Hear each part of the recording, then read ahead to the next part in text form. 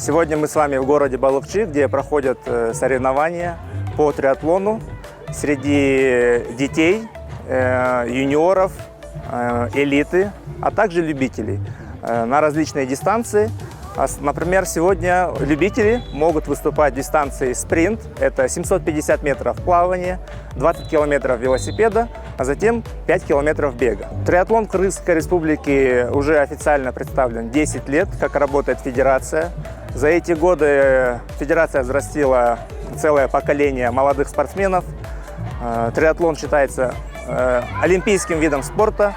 Это большая возможность для детей не только быть здоровыми, заниматься циклическим видом спорта, но также возможность отобраться в будущем на Олимпиаду и представлять нашу страну на международной арене.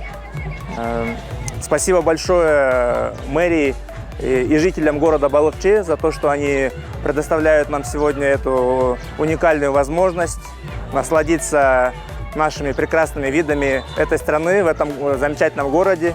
Я думаю, что жителям тоже должно быть интересно, понравиться, и было бы замечательно, если местные дети тоже в будущем принимали участие в соревнованиях по триатлону.